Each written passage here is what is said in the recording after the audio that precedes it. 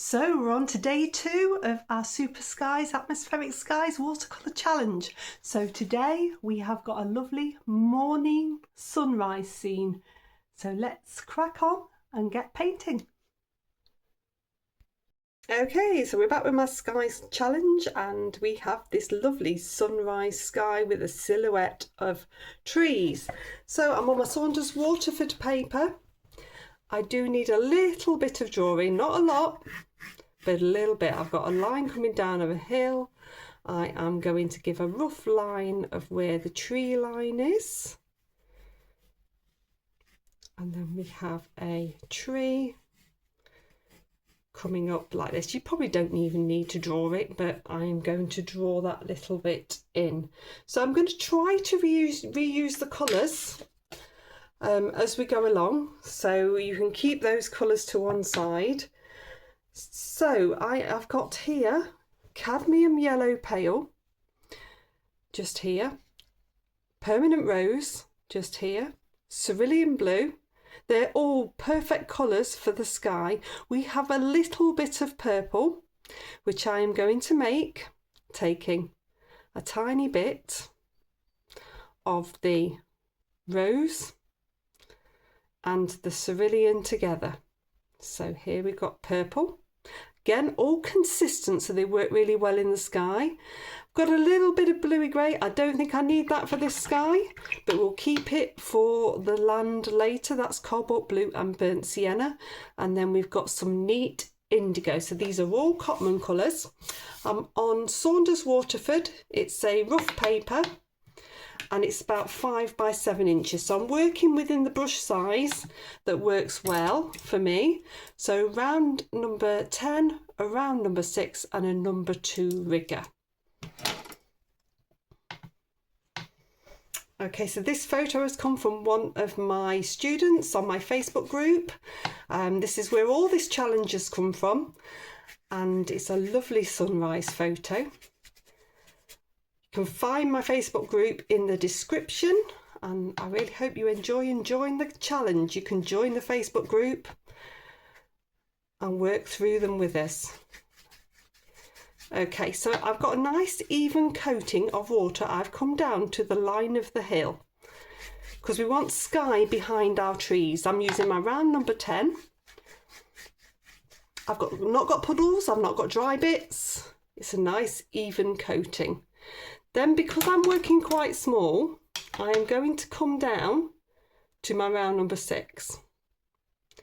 And we're going to come in first of all with the pale. You always work with the palest colour first when you're doing the sky. So this is going to be the cadmium yellow pale coming in. And it will come behind those trees. The trees have sky behind them. Then we're going to come in with the rose. So a nice circular motion. I'm going to focus on the rose that's outside of the yellow before we get the sort of golden orange bits first. That makes sense.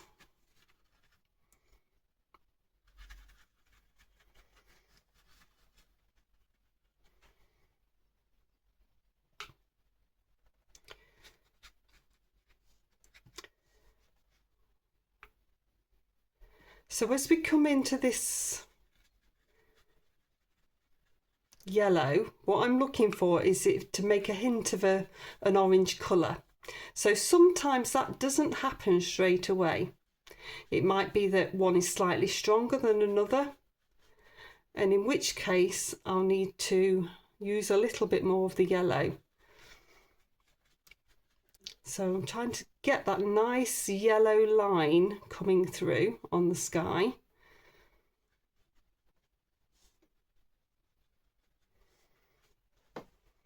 Rinse my brush out, I'm going to dry it off. I'm going to take a tiny bit of neat cadmium yellow pale and just bring that through that bit of rose. Now I don't want to take the diluted one because I don't want to spread it too far. What I'm just trying to do is make it a little bit more orange, and that's definitely worked.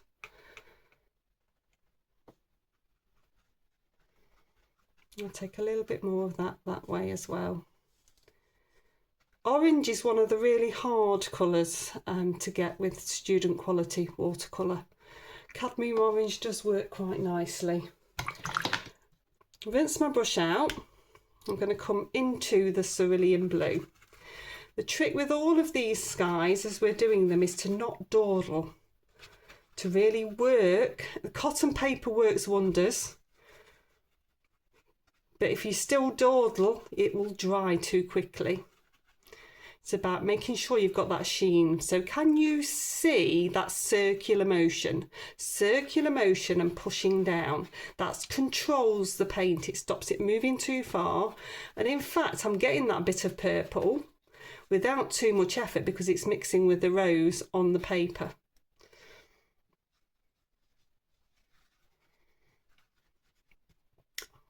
All the time when I'm doing this, I'm watching that sheen hasn't gone. If that sheen's gone, I would stop. I wouldn't carry on. Take a little bit of the blue in. This is a beauty of working small because you're getting used to it, even though it does constrain you a little bit. If I take a little bit of that purple now, I'm just going to dab off on the brush. I'm going to take a little bit of that purple in there, a little bit in there. So this is the purple that I've mixed up earlier. A little bit in there. And a little bit in there. What happens is the beauty of this is it will all settle and look absolutely lovely. I'm going to take a little bit of the purple. You often get a little bit darker towards the top, so a little bit of that purple towards the top as well. So it's still wet enough for me to have a little play. So I'm going to bold up just a little bit. So I'm taking some rose neat onto the brush and I'm going to bring that through here.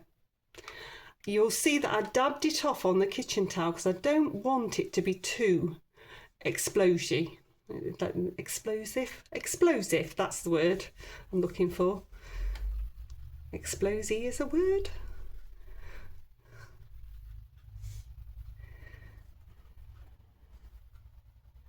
It's just stopping it going too far. By it being neat.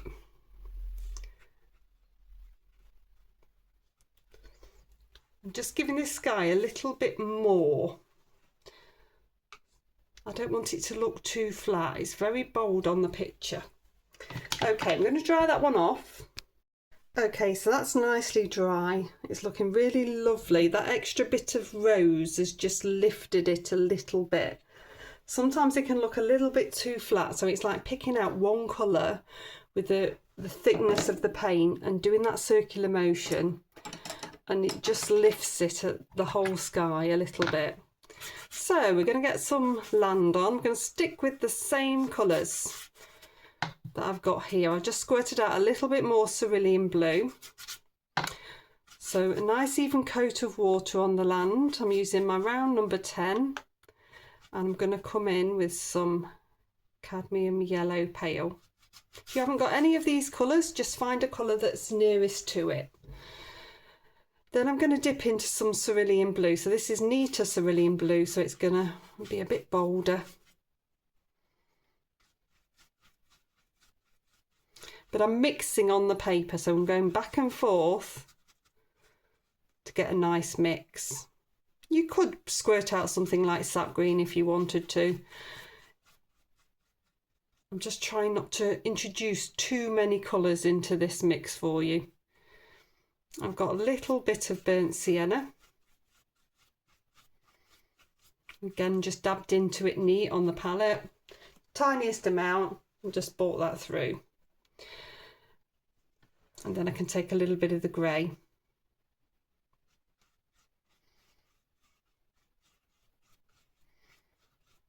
You'll notice that I'm doing mainly horizontal strokes, so you're starting to get a feel of the line of the land. A little bit coming down that side. Okay, I'll dry that one off. Okay, so that's nicely dry now. What I'm looking now is at this tree line going along. So I'm going to use my round number 6, and I'm going to use some of this bluey grey to start with. So what I want you to do is hold your brush sideways. So I'm holding it like that, and I'm going to touch the paper, the surface of the paper. And this is called dry brushing, but this is going to give us a bit of texture. So I'm using the side of the brush. It's quite random. I want you to watch how I'm angling the brush.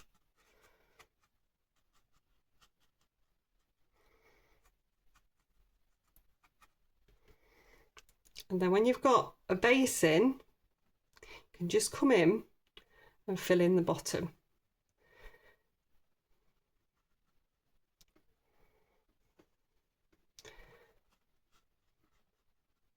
So you don't want to eliminate all of that sky.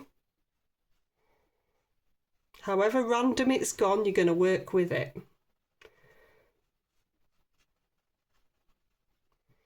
The bits that you've got left are the bits you've got left in that sky. Don't fiddle, just come along and get that base in. You've got to move quite quickly when you're doing dry brushing, and it will work. You'll think it won't work, but it will work. That will work perfectly well as trees in the distance. Okay, if anything starts to look like it's a bit too wet, like that bit is a bit too wet against that, I'm just going to take nearly a dry brush and just stop that going any further so that we don't get a watermark. If there's any bit where you think that I really don't like that, I'm just going to break that bit up there so it's got a little bit more. But I'm not really working into what's there. I've taken a little bit higher. So I'm going to dry this one off. Okay, and then that's nicely dry. And then what we're going to do is do the same with the round number 6 and the indigo. And try to keep it a little bit lower, so that you're getting a bit of a darker layer and a bit of a lighter layer. So it's already dried. Now we're double layering up. It's a bit more tricky because you want it to be contained within those other layers. But again, you're holding the brush flat. Don't be afraid to twizzle around so you can get a better angle on the paper.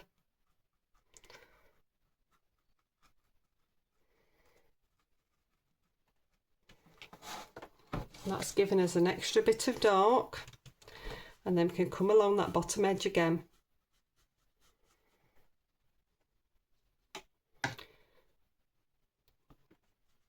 So you're getting that extra depth and that extra silhouette.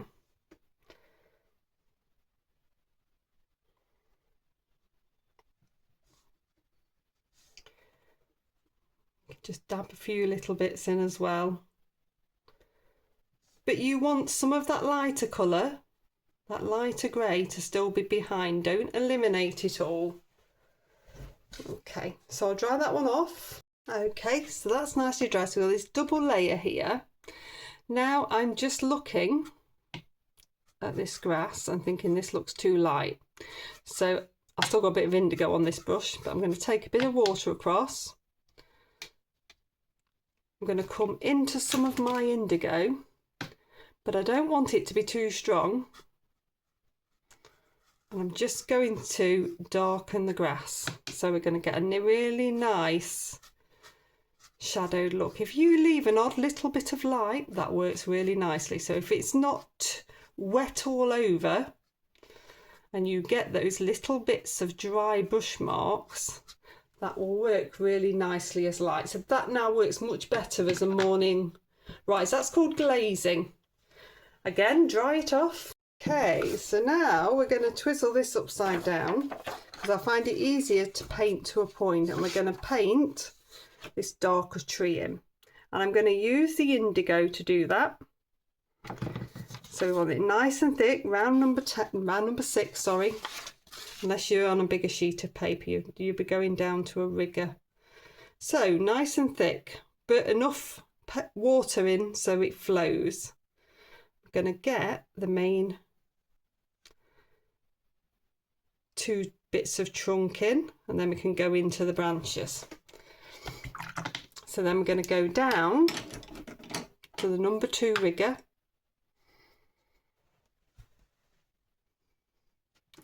and we can start to bring these off. So I'm just copying or getting an impression of from the picture. So I'm resting on my little finger, and this will really silhouette in the sky and bring everything to life. Even the boldest of sunrises or sunsets with a silhouette will still work. Sometimes you can think you've gone too bold, and it works anyway when you get this bit on. So I'm doing branches coming off. I'm following the reference of the photograph, but I'm also making sure that I stagger the joins, so I don't want them coming at the same place. So everything that I know that makes it work as a tree, I'm going to do. Make sure I taper them, that they're growing up towards the sky and the sunlight. You can cross them over.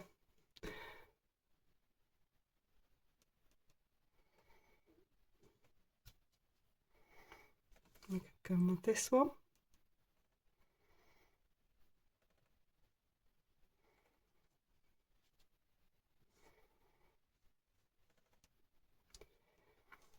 And just follow that picture. Practice getting the finest strokes that you can. There's always an odd one that grows downwards, but don't do too many.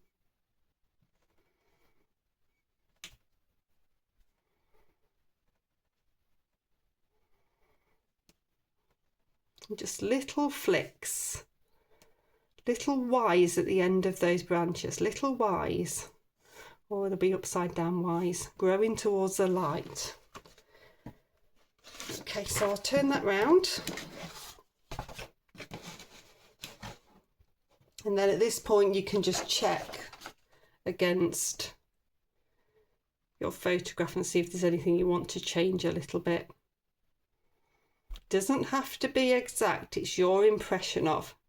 So if you want to add a few little bits more, you can do. You can add a few little bits on the bottom there. Okay, I'll dry that one off. So there we go, a beautiful sunrise sky with silhouetted trees. I hope you're enjoying this. You can find me on Facebook. There will be links to the photographs in my Facebook group. I'll pop that in the description on the video, and we've got lots more to come, so please do join us on the challenge and let all your arty friends know.